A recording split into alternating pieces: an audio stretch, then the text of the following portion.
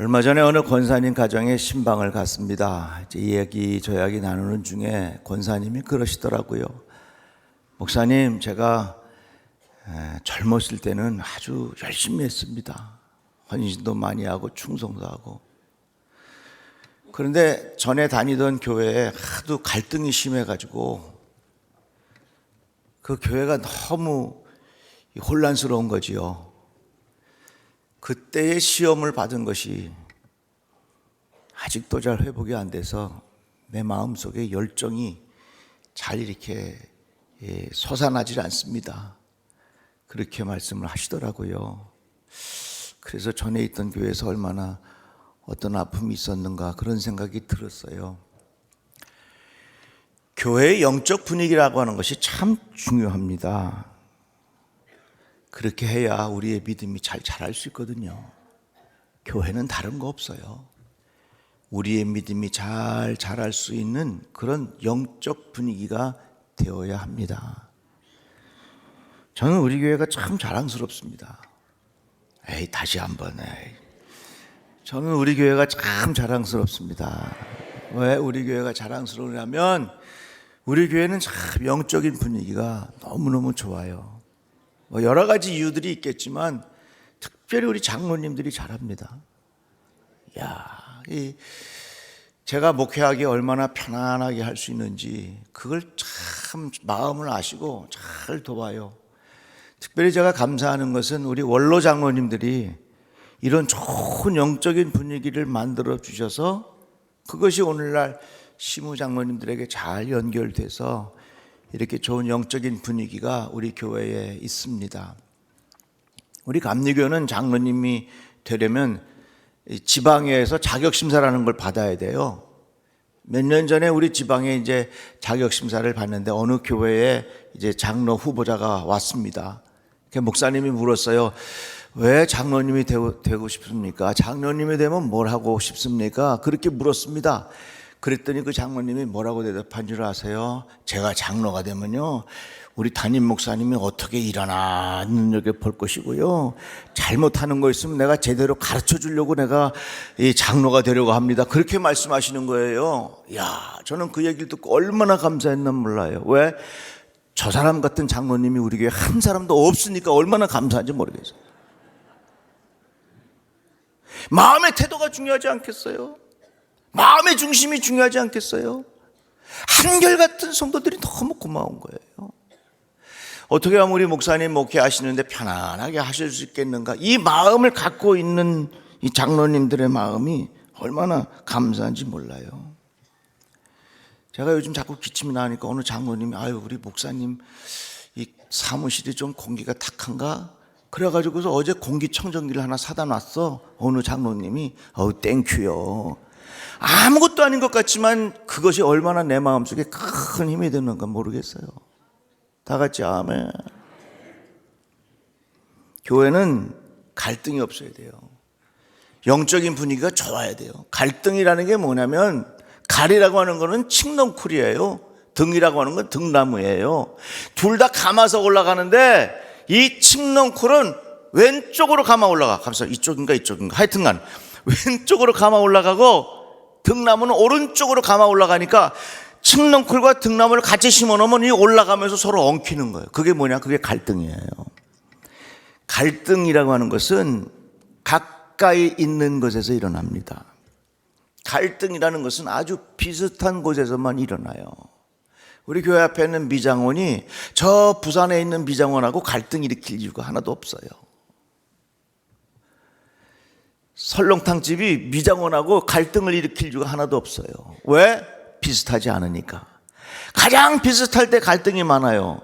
이 세계 지도를 쫙 펼쳐놓고 보면요, 나라마다 갈등이 있는 게 갑자기 멀리 있는 나라하고 생뚱맞게 갈등이 있는 게 아니에요. 우리나라는 어디?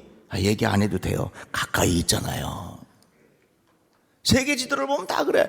우리나라가 저 괜히 뉴질랜드에 있는 나라하고 갈등이 있을 이유가 하나도 없어요. 갈등이라고 하는 것은 아주 가까이, 아주 비슷할 때 거기에 갈등이 일어나기 쉽습니다. 그런데 우리에게 주시는 말씀이 있어요. 영적인 분위기가 은혜스럽고 우리의 믿음이 잘 자라려면 갈등이 없어야 되고 하나가 되어야 합니다. 오늘 본문 말씀 속에 이렇게 가르쳐 줬습니다. 하나가 되게 하신 것을 힘써 지키라, 이렇게 말씀했습니다. 예수님께서도 이렇게 기도하셨어요. 나는 세상에 더 있지 아니하오나 그들은 세상에 있사옵고 나는 아버지께로 가옵나니 거룩하신 아버지여, 내게 주신 아버지의 이름으로 그들을 보존하사 우리와 같이 그들도 하나가 되게 하옵소서. 하나가 되게 해달라고 하는 것이 예수께서 드리신 기도의 제목이었다고 하는 것입니다. 예수님께서 십자가에 못 박혀 죽으시고 사흘 만에 부활하셨죠. 그리고 이렇게 기도하십니다. 나는 아버지께로 가옵나니, 간절한 기도가 있는데 그들도 하나가 되게 하옵소서, 이렇게 기도하신 것입니다. 이같이 우리의 영적인 환경을 위해서는 이 하나됨이 참 중요해요. 사도 바울도 그렇게 말했습니다. 그 바울이 섬기던 교회에 갈등들이 많았어요.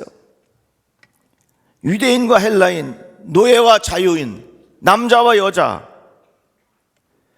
거기에는 그럴 만한 갈등이 있었습니다. 왜냐하면 유대인들이 헬라 사람을 무시해요. 그러니까 무시를 받은 헬라 사람들이 유대인들을 미워하죠. 그러니까 거기 갈등이 있는 거예요.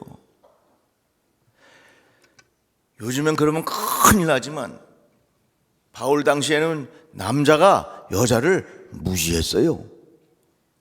그러니까 여자들이 남자들을 볼 때 화가 나는 거지요. 자유인이 노예를 무시했어요. 그러니까 무시를 당한 이 노예가 자유인을 볼 때 분노가 일어나는 것이죠. 그렇게 해서 이 한 교회에 이런 사람들이 같이 있는데 그 교회가 갈등이 있고 분란이 있고 여러 가지 많은 어려움이 있었다고 하는 것입니다. 이러한 교회들을 향하여 사도 바울이 말하기를 하나 되기를 힘써 지키라 그랬어요. 그러면 하나가 되게 하는 근본적인 힘은 어디서부터 오느냐? 그게 바로 성령의 역사예요. 한번 따라해 봅시다. 성령이 임하시면, 다시 한번 성령이 임하시면 하나가 되게 하십니다. 제가 목회하면서 느끼는 건요, 사람들에게 설득하는 것으로 하나가 되게 하는 건 한계가 있어요. 설득이 안 되는 사람들이 얼마든지 많거든요. 교회라고 하는 공동체가 그래요. 다 성도 다르고 이름도 다르고 말이죠. 고향도 다르고 생활 환경도 다르고 취미도 다르고 생긴 것도 다 달라요. 그런데 이 하나가 되게 하는 것은 바로 이게 성령의 역사라 그 말입니다. 악한 영은 분열시켜놔요. 뱀으로 위장한 사탄이 아담과 하와를 꼬드깁니다. 너 이거 먹어봐. 먹으면 하나님과 같아져. 하나님과 인간 사이를 구별시켜놨어요. 이게 악한 영이 하는 짓거리요. 성령은 하나 되게 하세요. 마가의 다락방에 모여서 그들이 하나님 앞에 함께 기도했습니다. 기도하는데 거기에 성령이 임하셨어요. 그런데 모인 사람들은 다 서로 다른 나라 말을 사용하는 사람들이에요. 예를 들자면 영어 쓰는 사람도 있고 중국말 쓰는 사람도 있고 일본말 쓰는 사람도 있고 한국말 쓰는 사람도 있고 여러 나라 말을 쓰고 있는데 한국말로 해도 일본 사람이 알아들어. 중국말로 해도 미국 사람이 알아들어. 하나가 되게 하신다는 겁니다. 이 성령의 역사는 하나가 되게 하는 놀라운 능력을 가지고 있어요. 성령이 임하면 몇 가지 일어나는 현상들이 있는데 첫 번째가 뭐냐면 예수의 이름이 존귀하게 여김을 받습니다. 예수의 이름이 영화롭게 되는 것입니다. 두 번째는 성령이 임하시면 성경이 존중돼요. 그래서 성령이 충만하게 되면 이 하나님의 말씀이 정말로 귀하게 여겨지게 되고 이 말씀이 나에게 주시는 생명의 양식이라는 것이 믿어지게 돼요. 그 다음에 성령이 임하시면 서로 다르지만 하나가 되게 하시는 역사를 경험하게 되는 것입니다. 이같이 성령이 임하시면 예수의 이름이 높여지고 성경이 존중되고 하나가 되게 하시고, 그런데 이 모든 것의 결국에 가서는 가장 그 마음속에 큰 기쁨을 주시는 겁니다. 어떻게 보면요, 내가 예수를 믿고 살아도 내 마음에 기쁨이 없어. 이거 성령 충만한 거 아니에요. 여러분 혼돈하면 안 돼요. 목소리가 이렇게만 성령 충만한 거 아니에요. 꼭 성경을 이루고 걸어야만 성령 충만한 거 아니에요. 성령 충만하면 우리에게 뭘 주냐? 자유함을 줘. 자유함을 주는데 우리에게 어떤 은혜를 주냐면 마음에 큰 기쁨을 주는 거예요. 제가 얼마 전에 여기 시스터 액트라고 하는 뮤지컬을 봤는데 너무너무 감동을 크게 받은 거 있죠. 이야, 거기서 막 찬양하고 성령이 임하시니까요, 거기에 큰 기쁨이 임하는 거예요. 성령이 임하시면 하나가 되게 하는 놀라운 역사를 가지고 있단 말입니다. 평안에 매는 줄로 성령이 하나 되게 하신 것을 힘써 지키라. 성경은 이렇게 말했습니다. 예수 그리스도께서 십자가에 못 박혀 죽으신 그 예수 그리스도의 사역을 소위 말해서 속죄라는 표현을 써요. 속죄라는 말이 무슨 뜻이냐면 우리의 죄를 사했다고 말입니다. 속죄를 영어로 atonement라고 써요. 이렇게 써요. 이게 속죄예요. 그런데 이 단어를 자세히 보면은 여기에는 몇 가지 숨겨진 진리가 있습니다. 여기엔 at one, 하나가 되게 했다는 말이에요.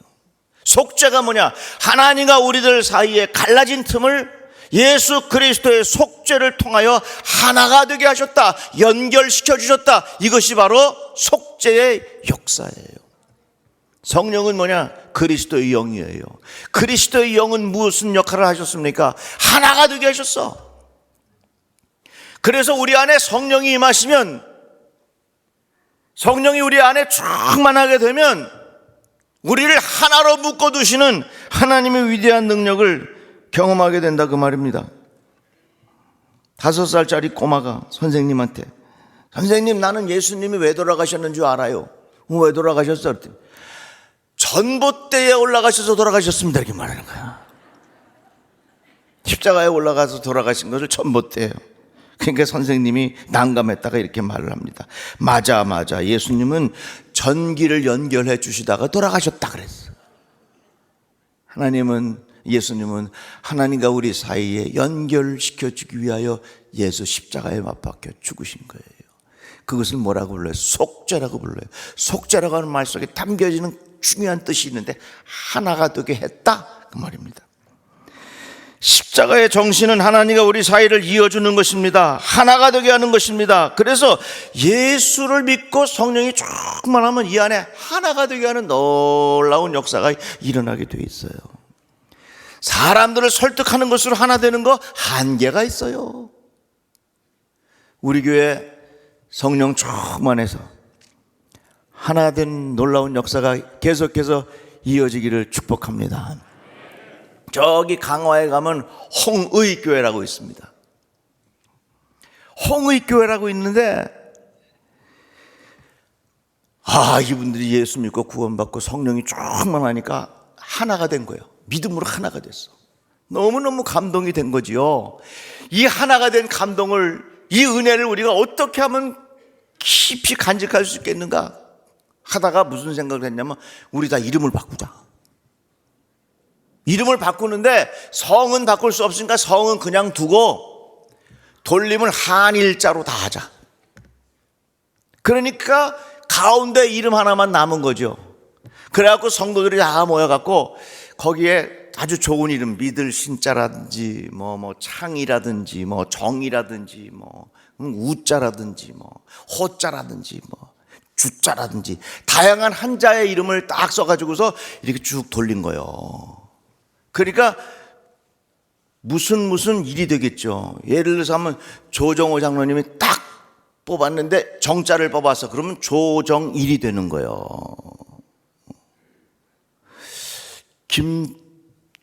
김원석 장로님이 딱 뽑았는데 정자를 뽑았어. 그럼 뭐가 되냐? 김정일이 되는 거예요. 근데 북한의 그 김정일은 그건 아닌 것 같아. 박평수 장로님이 딱 뽑았는데 평자를 뽑았어. 그러면 박평일이 되는 거예요. 이같이 그들이 예수 믿고 구원받고 성령이 충만하게 되니까 하나가 되는 것이 너무너무 소중해갖고 통째로 이름을 다 바꿨어요. 그래서 그 당시에 강화에 가면요 일자 돌림이 그렇게 많았다고 합니다. 이같이 성령은 하나가 되게 하세요. 사도 바울은 교회를 향하여 뭐라 그래 말했냐? 그리스도의 몸이라 그랬어요. 몸이라고 하는 것은 온 기관이 다 붙어 있습니다.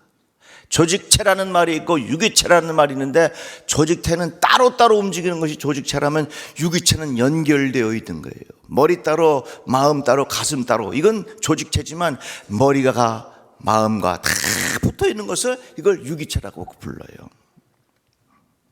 그런데 우리 몸이 전체로 하나가 붙어 있게 되는 것은 다 이게 혈액으로 연결되어 있잖아요. 혈관으로. 그러니까 머리가 아픈데 약을 이거 열고서 여기다 집어넣어요? 아니에요.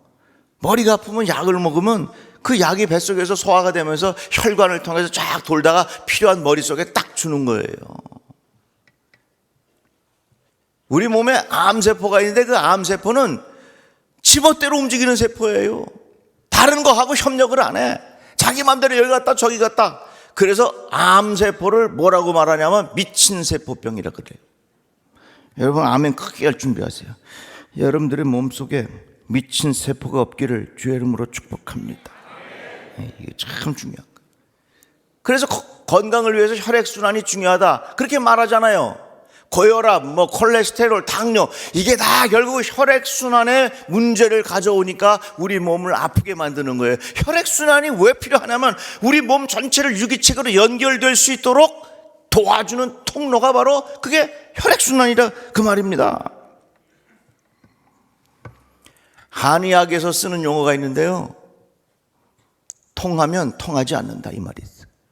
통하면, 이 통이 뭐예요? 잘 통하는 거예요. 연결된 거. 통하지 않는다, 통이 없어진다. 이 통은 뭐예요? 고통, 지통, 아픈 거, 이게 통이에요. 서로 잘 연결되어 있으면 뭐가 없다? 통이 없다, 고통이 없다 그 말입니다. 그래서 사도 바울이 교회를 향하여 뭐라고 말했냐면 그리스도의 몸이라. 그리스도의 몸이라고 하는 말은 머리부터 발끝까지 잘 연결되어 있어서 하나가 되어야 한다 그 말을 우리에게 가르쳐 주는 거예요. 그게 교회예요. 우리 교회 지금까지 하나가 되어서 평안하게 부흥했는데 계속해서 이런 역사가 일어나기를 바랍니다. 근데 사도 바울이 또 우리에게 주신 편지, 마음을 같이하여 같은 사랑을 가지고 뜻을 합하여 한 마음을 품어 아무 일에든지 다툼이나 허용으로 하지 말고 오직 겸손한 마음으로 각각 자기보다 남을 낮게 여기고, 이 말씀이에요. 이 말 속에 귀한 진리가 있어요. 왜 유대 사람들과 헬라 사람들의 갈등이 있었는가? 이건요, 유대 사람들이 자기가 프라이드가 커가지고 헬라 사람들을 무시했어요. 그러니까 갈등이 있는 거예요. 남자가 더 힘이 있다고 해서 남자가 힘없어 보이는 여자를 무시했어요. 갈등이 있는 거예요. 자유인이 힘이 있고 능력이 있다고 해서 돈 없고 힘없는 노예를 무시했어요. 그러니까 이 노예들에게 뭐가 일어났어요? 분노가 일어났어요. 여러분, 이 사회의 갈등의 근본이 어디 있느냐? 작은 자를 무시하는 데서부터 갈등이 오는 거예요. 뻔히 사람이 있는데 그 사람을 무시할 때 거기에 뭐가 와요? 갈등이 오는 거예요. 유대 사람들이 헬라 사람들을 무시했기 때문에 헬라 사람들이 유대인들을 미워했습니다. 거기에 뭐가 있어요? 갈등이 있어요. 자유인들이 노예를 무시했습니다. 그러니까 이 노예들이 자유로운 사람들을 향하여 분노하죠. 갈등이 있는 거예요. 그런데 사도 바울이 우리에게 가르쳐 주기를 겸손한 마음으로 자기보다 남을 낮게 여기라, 이 말씀입니다. 우리 예수님 가르쳐 준 거 한번 잘 지켜보면서 합시다. 다 같이 아멘. 내가 주변에 있는 사람을 무시하면 거기는 100% 갈등이 있어. 왜 내가 가는 곳에 이렇게 갈등이 있는 거야? 그건 그 사람이 주변의 사람들을 무시하며 산다는 얘기예요. 그런데 내가 가는 곳마다 늘 거기에 화합이 있고 서로 조화가 있고 평화가 있어. 그건 뭐예요? 내 마음속에 작은 자를 존중하게 여기는 마음의 태도가 있는 이유라는 거예요. 여러분 잘 보세요. 오늘날 이 사회에 왜 갈등이 많고 이 사회가 이렇게 복잡할까? 힘 있는 사람이 힘 없는 사람을 무시할 때 거기 갈등이 있는 거예요. 예수께서 가르쳐 주신 이 말씀이 얼마나 소중한 진리인지 몰라요. 나는 작은 자 안에 있다. 예수님 말씀대로 작은 자 안에 예수님 계시지 하는 마음의 태도를 가지고, 작은 자를 존중하는 마음의 태도를 가지고 살면 왜 거기 갈등이 있겠습니까? 그래서 여러분, 전철 타고 가다가 화장실 가거든, 거기 청소하는 아주머니 있거든, 예의를 갖춰서 고맙습니다 인사하세요. 다 같이 아멘. 그러면 거기서 우린 뭘 경험하냐? 하나님의 나라가 여기에 임한 걸 경험하게 되는 거예요. 우리 주변에 정말 고생하면서 힘들게 살아가는 사람들, 최대한의 예의를 갖춰서 그분들을 존중해 주십시오. 거기에 평화가 임하는 거예요. 내 마음속에 평안함이 임하는 거예요. 갈등이 사라지는 거예요. 얼마 전에 법무부 장관이 새로 시작하게 된 검사들에게 격려하면서 이렇게 말합니다. 이제 검사가 돼서 여러 가지 모양으로 수사를 하게 될 터인데, 어떤 일이 있어도 피의자들이 모멸감을 느끼지 않도록 하십시오. 수사받으러 온 사람이 얼마나 모멸감을 많이 느끼겠어요. 그러나 그 인격을 존중해주고 모멸감을 느끼지 않도록 수사하십시오. 저는 그 표현이 얼마나 내 마음속에 큰 충격을 주었는가 몰라요. 이것이 바로 예수께서 가르쳐 주신 삶의 스타일입니다. 왜 우리 사이에 수많은 갈등이 있는가? 내 주변에 있는 작은 자들을 하대하고 주변에 있는 사람들을 내가 마음대로 생각하기 때문에 그런 역사들이 일어나는 거예요.